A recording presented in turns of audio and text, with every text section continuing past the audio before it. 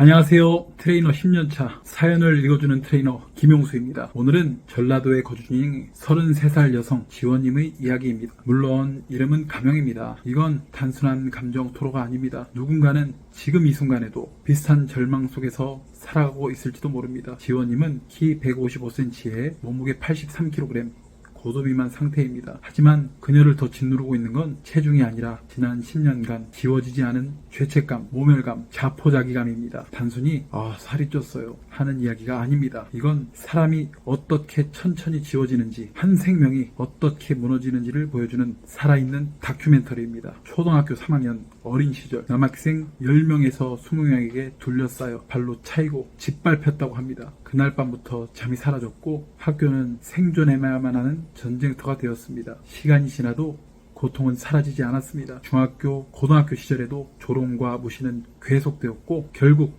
고등학교를 자퇴하게 됩니다. 세상과의 연결이 끊긴 거죠. 자퇴 후엔 해방이 올 줄 알았다고 해요. 하지만 그 자유는 철창 없는 감옥이었습니다. 집안에 틀어박힌 날들이 이어졌고 외로움은 먹는 것으로 해소됐습니다. 그런데 더 끔찍했던 건 가족이라는 이름 아래에서 벌어진 또 다른 폭력이었습니다. 동생은 그녀를 창피한 존재로 취급했고 친구들 앞에선 거리를 뒀으며 방에서 나오는 것조차 막았다고 합니다. 결국엔 문자로 온갖 쌍욕까지 퍼붓게 되었죠. 부모는 어땠을까요? 동생을 감쌌습니다. 어느 날 부모님의 입에서 이런 말이 나왔습니다. 네가 멍청하니까 그렇게 잘 맞고 다닌 거야. 그날 지원님은 자해를 했습니다. 가족에게조차 거부당한 그녀는 온라인 세계로 도망쳤습니다.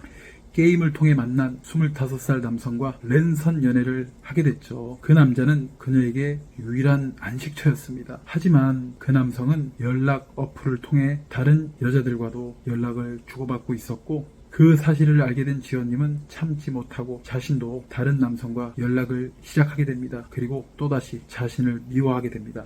나는 바람을 증오했어요. 엄마가 그랬거든요. 그런데 내가 그 짓을 하고 있는 거예요. 점점 더 깊은 어둠으로 가라앉았습니다. 자책, 자기 비하, 자해, 그리고 처벌. 좋아하는 남자에게 카톡을 보냈는데 오타가 났다? 그녀는 그것조차 죄라고 느꼈습니다. 스스로를 벌한 거죠.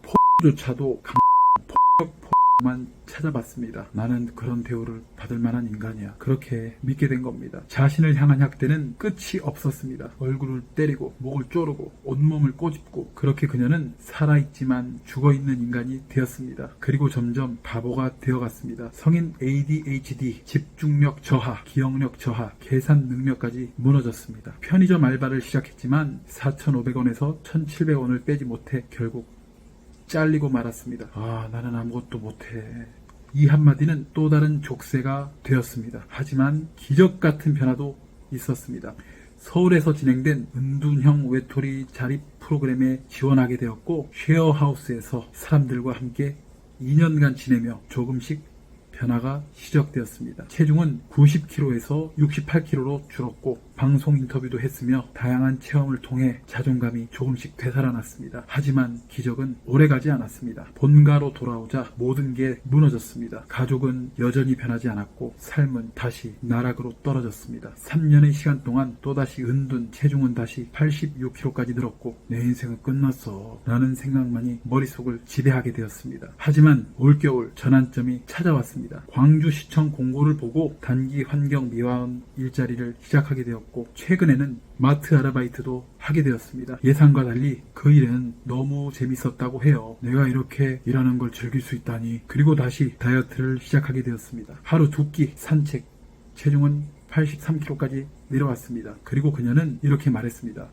그런데 2끼만 먹어도 되는지 잘 모르겠고 조언을 구하고 싶어서 사이트에 신청합니다. 올해는 저에게 다시 일어설 수 있다는 희망을 보여준 해였습니다. 내년에는 꼭 다이어트와 경제적 자립 그리고 자기 사랑을 이루고 싶습니다. 그녀는 지금 또 한 번 일어나고 있습니다. 이젠 죄책감이 아닌 자기 사랑으로 삶을 채우고 싶다고 말합니다. 이건 단순히 다이어트 이야기가 아닙니다. 살이 쪘다는 말로는 절대 담을 수 없는 인생입니다. 지원님 사연 잘 들었습니다. 당신은 진짜 기적입니다. 세상엔 수많은 영화가 있지만 지원님만큼의 플롯을 가진 주인공은 없습니다. 불행이 끊임없이 덮쳐오는데도 계속 살아난 사람, 눈물 흘린 틈도 없이 욕먹고 무시당하고 혼자 괜찮은 척하며 살아난 사람, 이게 멋져 보이진 않아도 얼마나 위대한 일인지 아세요? 제가 만약 지원님이었다면 중간에 삶을 놓아버렸을지도 모릅니다.